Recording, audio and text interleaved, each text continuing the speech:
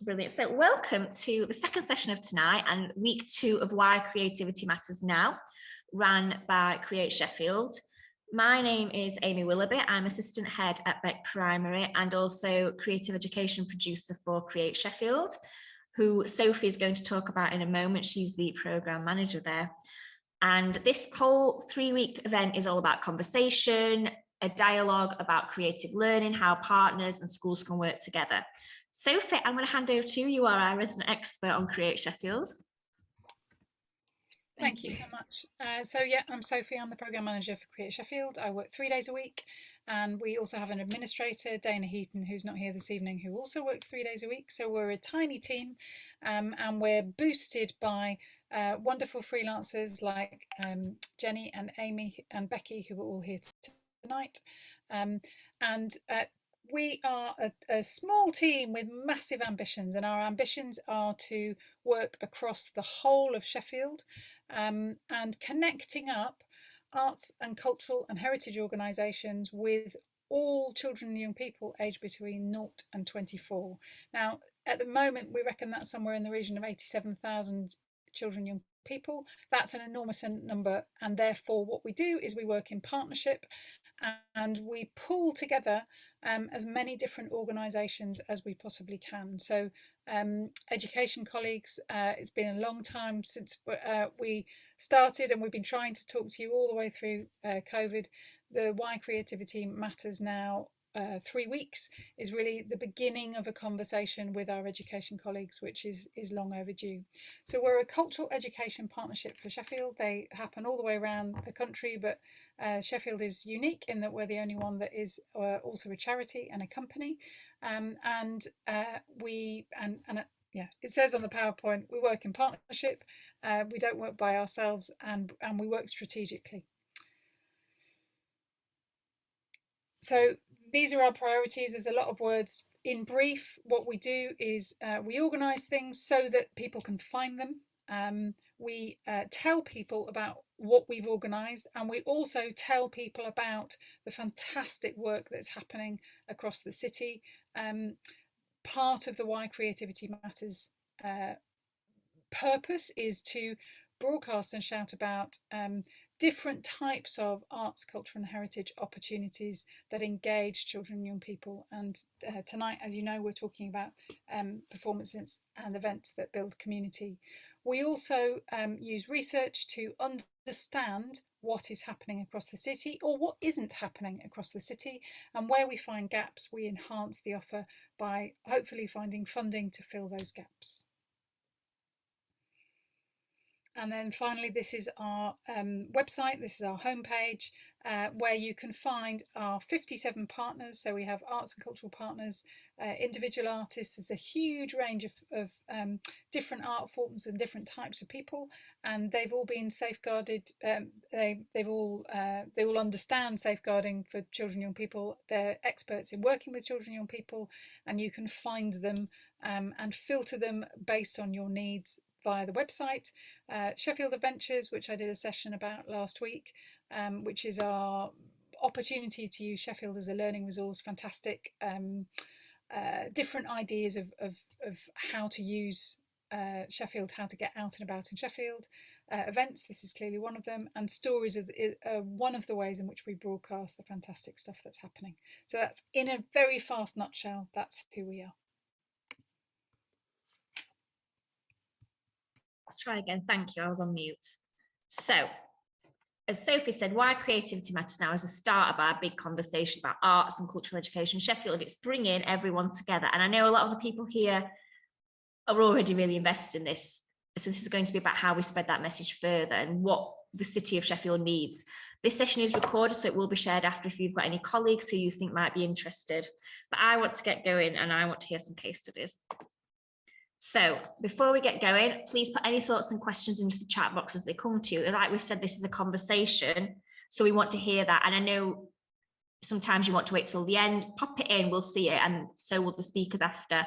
And at the end of the session, please pop into the chat box what you will take away from our conversation today. So what sort of your next step is going to be, or what the thing that really sits with you.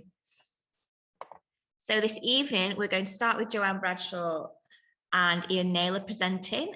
And then we're going to have another case study from Rachel Walton at Third Angel for some opportunity to a breakout room discussion. And then we'll have a little bit of open floor and then we will finish. So I am going to hand over to Ian and Joe. Are you ready? Hi, yes, I am. Is it possible for me to share screen? Yeah, it should be, apparently. Is it not? It should be activated. Okay, can everyone see that? Yep. Okay.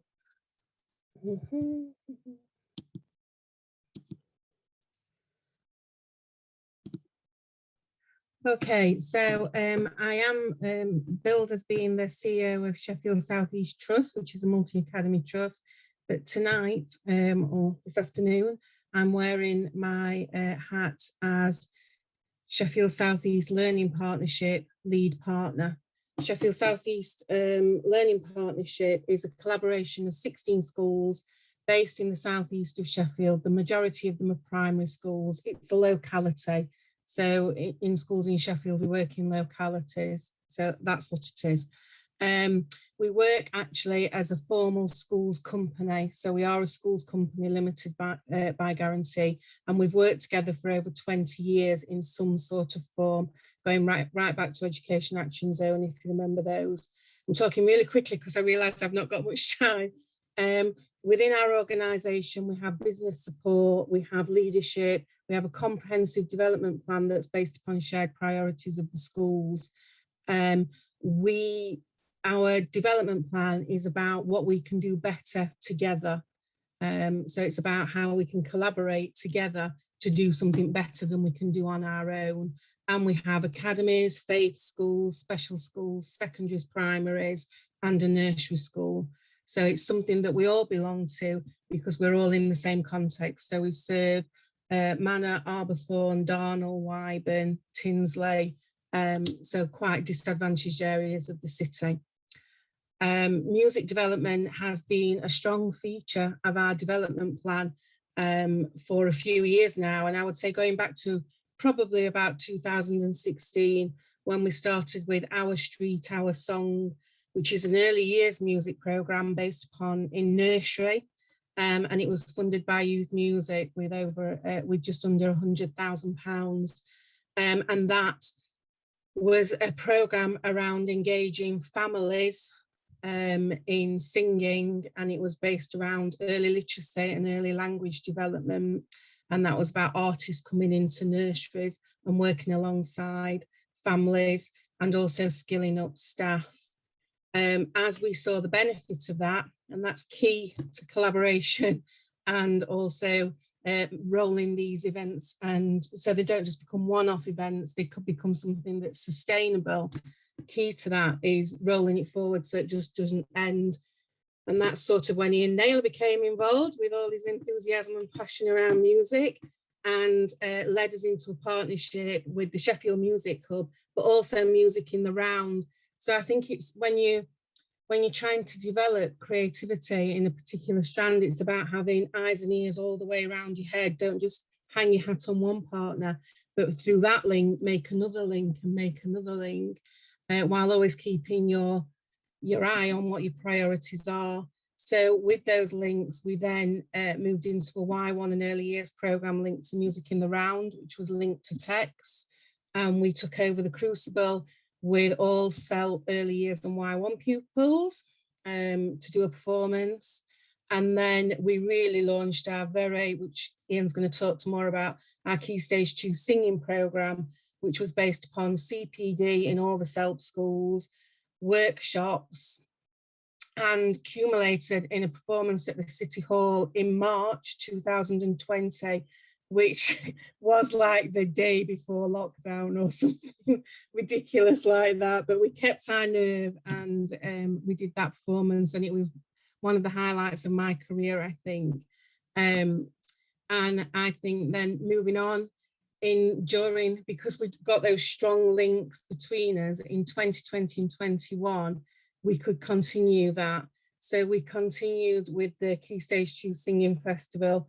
We planned it for outdoors, and we had a huge outdoors plan in place. However, in the end, COVID did beat us back a little bit, and we did a live stream concert from the cathedral that was live streamed to thousands of pupils in Sheffield, and all the SELP schools took part individually within their schools, based upon CPD for all teachers and workshops in school. And then we've also this year, because of that link we had with the Music Hub, developed another link with Concertines through Polly Eyes, and we've developed music linked to text, 5 texts in Y1. And that was funded through some Arts Council funding that we were able to apply for.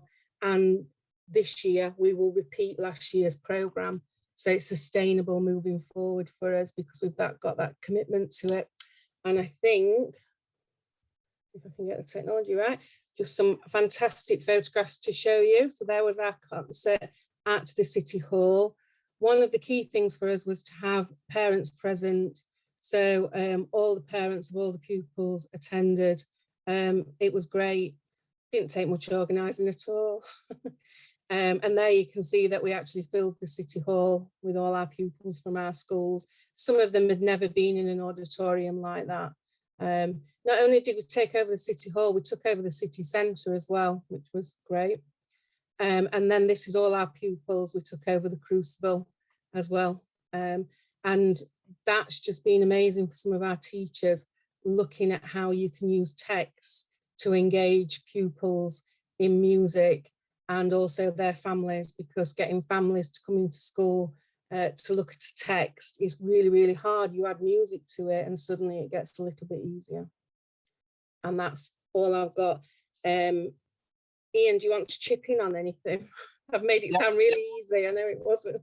Walk in the park. I promise I will talk about a minute only. I have got a video I could share with you, but what I'll probably do is perhaps save that until the end of the session. And if people feel like there's a little video of our digital festival that literally is hot off the press, because what Joe described, we were supposed to be out in a big field somewhere on July the 4th or something, and we ended up having one school in the cathedral and live streamed it to all the other schools, filmed it, and we've pulled it together in one big performance. If we've got time at the end, I'll share that for you, otherwise we can circulate it after. But at the heart of what we were trying to achieve, and the reason why we work together, is because the Hub were working in all of the SELP schools delivering elements of the National Plan for Music Education, or in a significant chunk of the SELP schools. But what there wasn't was a strategic connection between the activities that the schools were buying in to us independently, and then the growing activity of the SELP schools in terms of, and it came to a head actually with the Our Street, Our Song project, because 3 days before the funding deadline, Joe's fundraiser phone me up and went, "Ian, we're supposed to say that we're in partnership with the Music Hub." So I said, okay, no problem, of course, I'll absolutely support this project, but how can we make sure that moving forward, this is a strategic partnership, not a last minute, oh no, we don't get this funding unless we say we're a partner. So it's about how we collect that strategic work together that's really important for us. And at the heart of this activity, and lots of our activity, is that the performance is a means to an end, in the getting children and young people to celebrate their achievements with other people is really important, and developing that community of learners. But the process we go through, training teachers to sing confidently with their classes every day, giving them the tools and resources to do that, is as important for us as the final celebration. And this is a real example, I think, of how we've achieved that incredibly well. And I hope that the SELP schools are better singing schools because of it. So that's me. I would agree. I've just seen Jenny's question there. Yes, there is a commitment that every child in the year group that it's aimed at, whichever programme it is, whether it's the Concertines, the Our Street, Our Song, or the Key Stage 2, participates. And that's based upon the strong collaboration that we already have in existence in our locality. So there's already that buy-in. Of course, you'll always have on the day, you know, a school that can't turn up because the world's ended in that particular school, but they'll have had the training and so forth. So yeah, it is there. And also it's a subscription SELP, so they pay for it. So why wouldn't they want to take it on board? I would say a key driver is having headship support to every project that happens. So anything that we're pushing, the presenters or the program managers come to a head teachers meeting to put it out there, because it's never going to have, and we have a network for it, for the heads to attend with then a named person in the school. But anything that you do is not going to have the same drive if it's not got headship support in schools. Brilliant. Are you both done? I don't want to interrupt. Yeah. Oh, well, thank you so much for that. Really interesting. And I think it's really good to show that collaboration and that network there, and agree with that headship commitment. So there are sessions coming up that lead SLT and show SLT how this can be done. So if that's something you might be interested in, please do book on. Thank you. Right, I'm next going to invite Rachel Walton to join us and talk about her work with Third Angel. Thank you, Rachel. Thank you. Right, let's see if we can do this. Yep. How's that? Yeah, that looks good. I can see some dots. Cool. Yep, so hello everyone. I'm Rachel Walton. I'm from a company called Third Angel, and we're looking at how engaging in performance and events builds community. So a little bit about us first. I'm going to whiz through this. We're based in Sheffield. We've been going 26 years, and we are performers, and we make devised work, which we tour all over the place. And we work in the community. We do community productions. This is Standing Alone, Standing Together in the Millennium Galleries a few years ago. We are currently working with a company called Side by Side, which is there to reduce social isolation. So we have that working in the community. Work with people, so I suppose we look at cultural education a lot of the time beyond educational settings, outside school, but we do work in schools as well. So we've got our Future Makers, which is training, our Show Makers, which is making with young people, and our Future Forum, which is young people telling us whether we're doing a good or bad job, getting to have their say. We offer Arts Award, which we did digitally over lockdown, which was great, and we mentor artists at various stages of their careers. In education, we work in schools, so we offer Year 10's work experience every year. We do one-off workshops and talks, usually around devising and creative careers. We do residencies, we do teacher training, that can be around creative evaluation, how drama can encourage reading at Key Stage 2, and examining risk and the risks that your pupils take every day.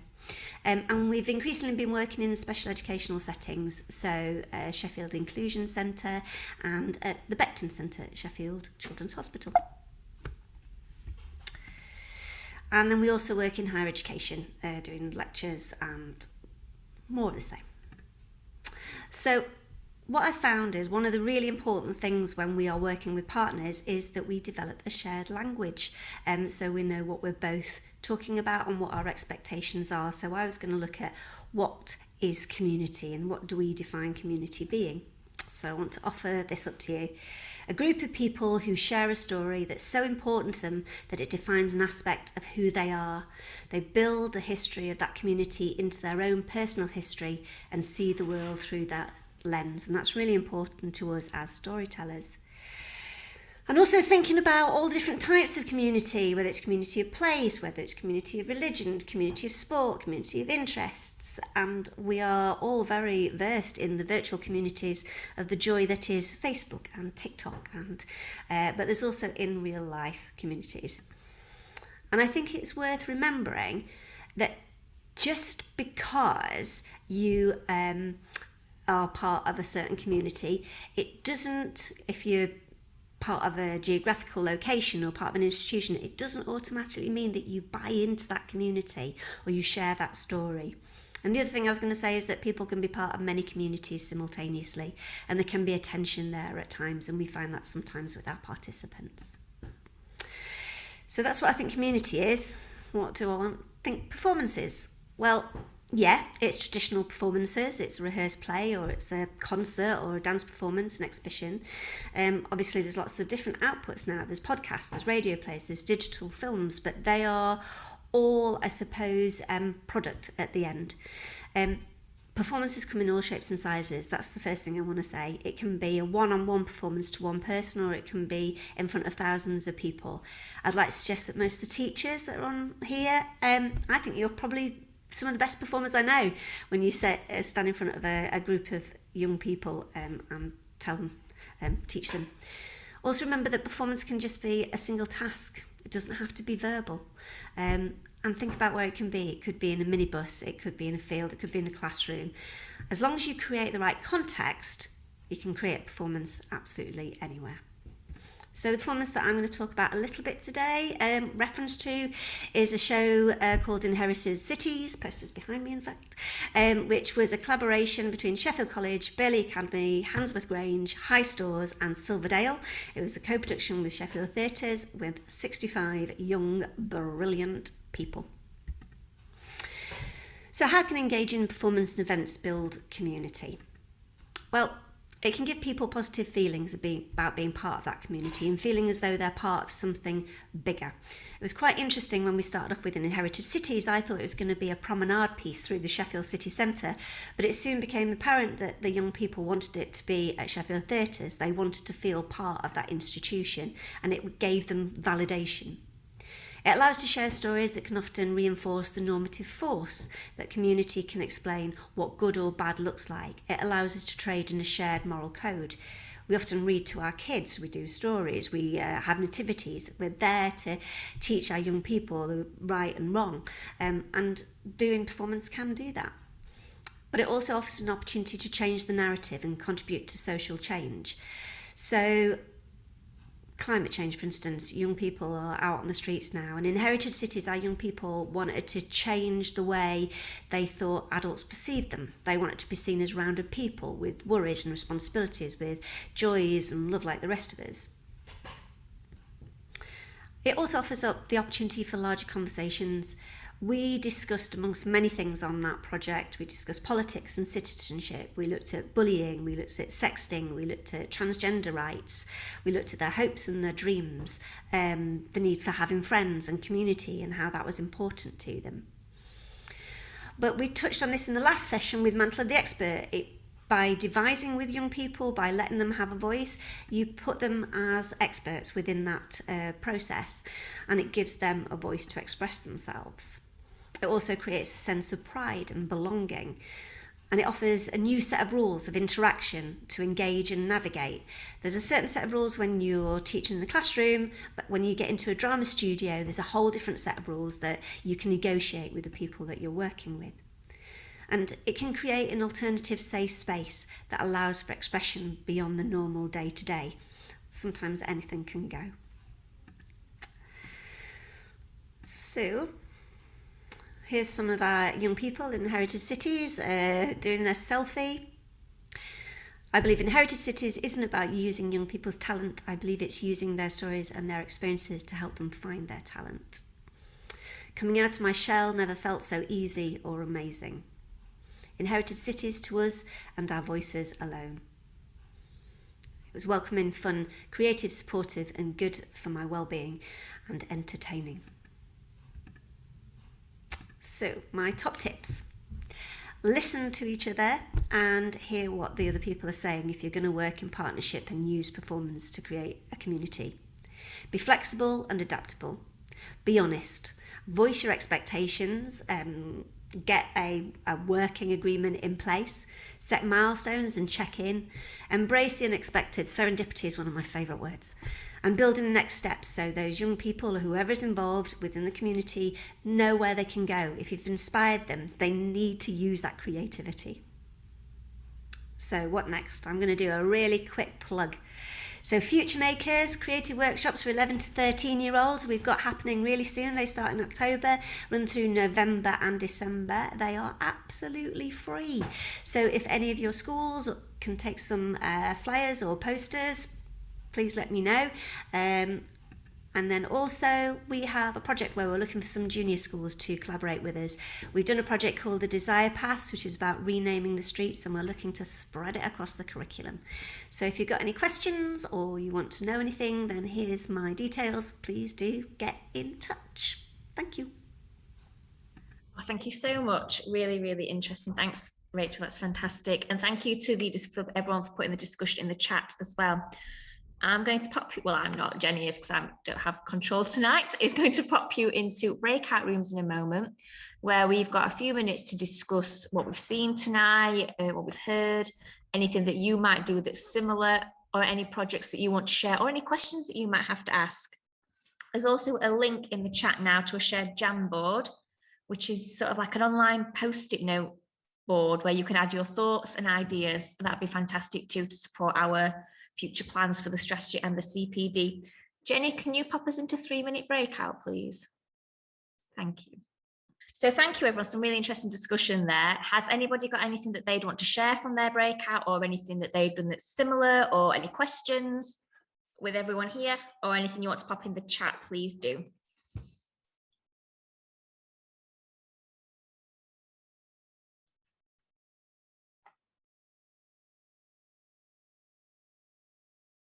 Nope. That's okay. This is that awkward moment, isn't it, where it's like 5 o'clock and everyone's a bit tired as well. But I want to say thank you to our presenters. Is it possible to have the details for Rachel again, and the half-term links and things like that sent through? Yeah, I've just sent you Rachel's details. I hope you don't mind, Rachel. I didn't think you would. Yeah. Thanks, Jen. That's great. And Rachel is one of the partners of the Create Sheffield, so all of that information is on the website as well, to be able to get in touch with Third Angel. And actually go on if you want to look at the different partners, go onto the Create Sheffield website, because that is a really good resource with lots of information.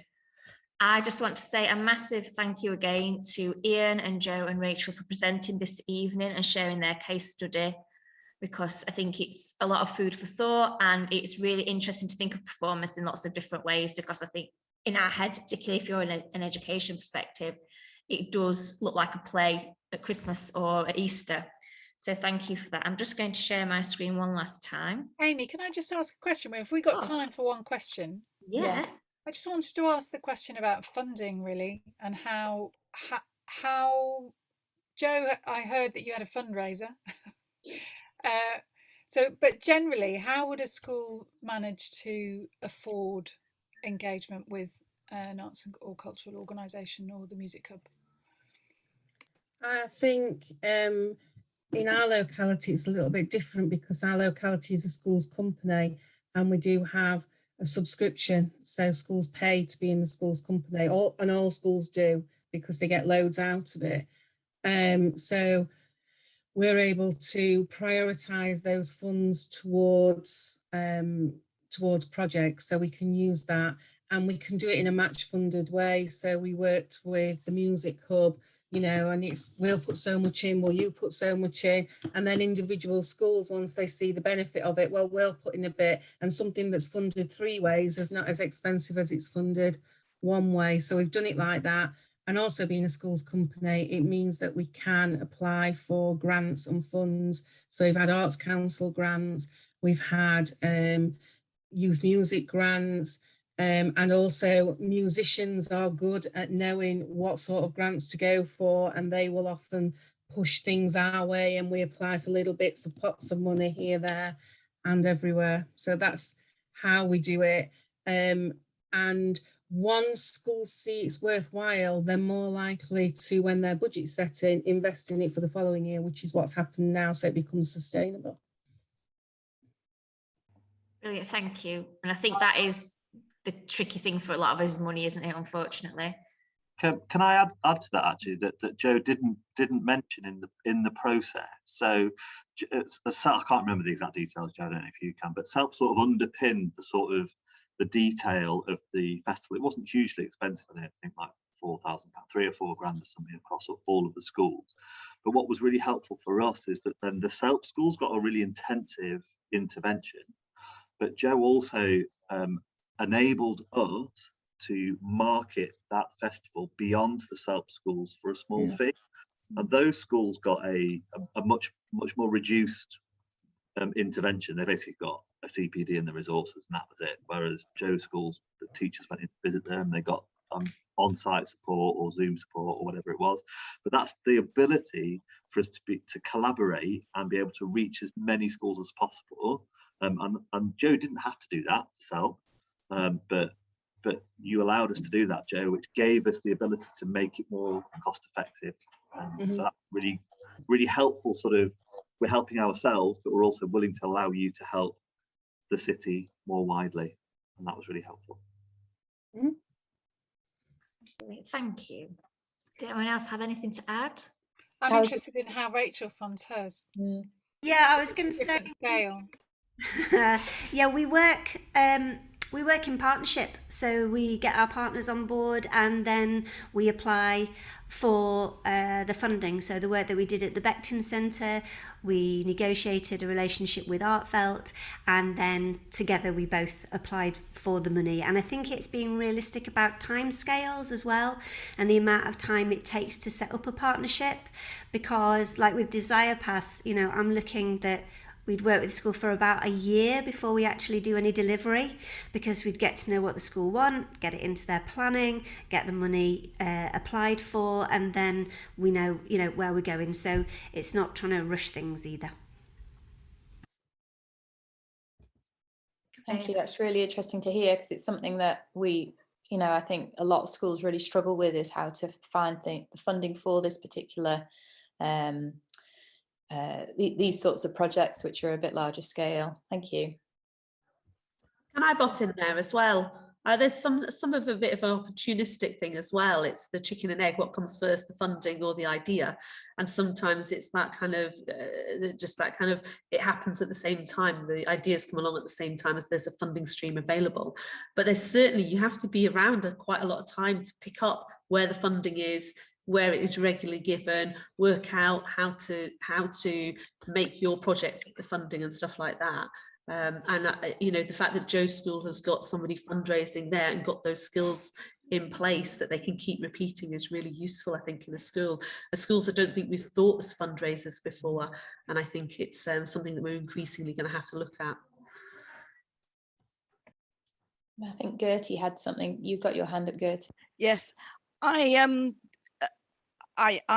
not such a big organisation as some of these things, but I get universities fund me for a lot of my work, and then I'm able to offer things for free to schools, and that does include performances sometimes, and script work and working with writers and things. Is that widening participation, Gertie, that you get? Do you go for the gut? Yeah, they call it impact funding. And I was an impact fellow with SHU for a while. I think I still am, kind of. But COVID has put some of that stuff, some of the work that we were due to happen has gone for the moment. But I'm meeting with them in half term to start setting it back up again. And there may be an opportunity, there's a particular script that's being written that I may get the opportunity to direct in or work with in the Sheffield Hallam New University performance space. But I'm not regular and big, just little. Nothing wrong with that. Brilliant. Well, that was really interesting. Thank you, everybody. So just to sort of finish up before the end, we will nip through the thank yous and the last little bit, and then Ian is going to hang around and show us the video. So if anyone would like to see that, please hang around, but I know some of you might have to get off. So a big thank you again to Ian and Rachel and Joe. That was really interesting, and I think that sparked a lot of good debate about funding and those challenges. And in week 3 of this event, we have got a tips session. I'll come on to that in a moment, but that might be something people want to book onto. So we're going to ask everybody who has taken part tonight or who watch it to fill in the getting to know you form to help us gather your thoughts and ideas and needs, because from January, we're going to be implementing our strategy and we're going to be planning CPD. So by doing that, you can have access to the CPD. You can tell us what CPD needs you have so we can plan it accordingly so it suits everybody's needs rather than what we think people need. Join the network and have your voice heard. You know, I think from talking to everyone tonight, creative and cultural learning and education is really important to everyone here. So these are the voices that we need. So thank you. So over the next week, this week, we finished Monday the 11th, Monday is done. Tomorrow night, we've got a session about arts and cultural partnerships and active health and wellbeing.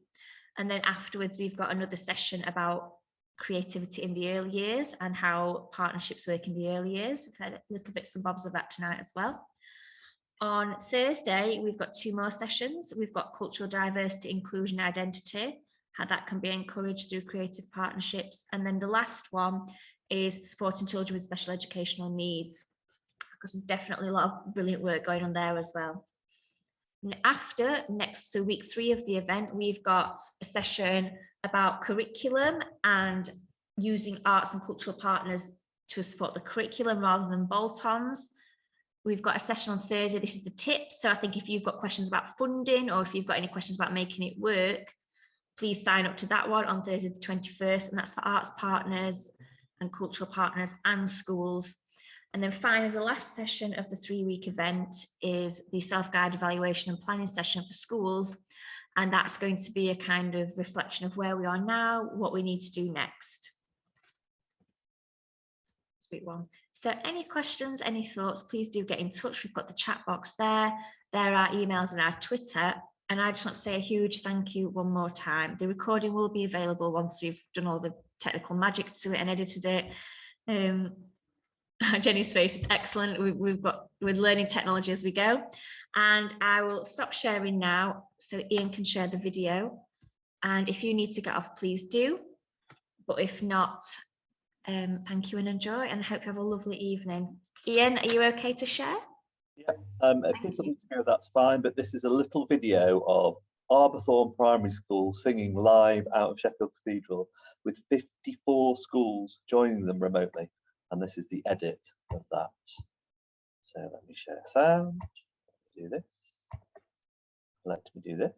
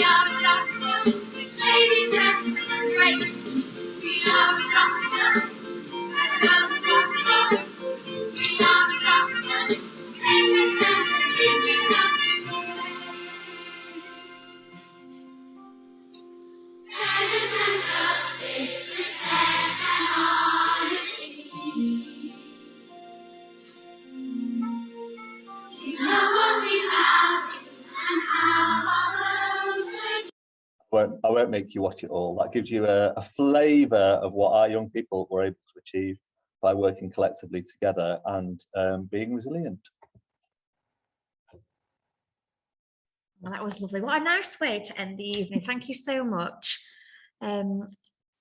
Ian, Joe's just asked for the link to share with SSELP heads. That'd be good.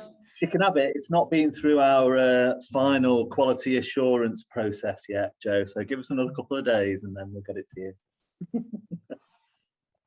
Brilliant. Well, thank you again, everyone. I think I've said that about 67 million times, but I've really enjoyed tonight. It's been really great to hear your discussion. Have a lovely Monday evening. And like I've said, any questions, any thoughts, please do get in touch. That's what we're here for. That's our role. And I want to wish you a happy sunny Monday. Thank you very much, everyone. Bye.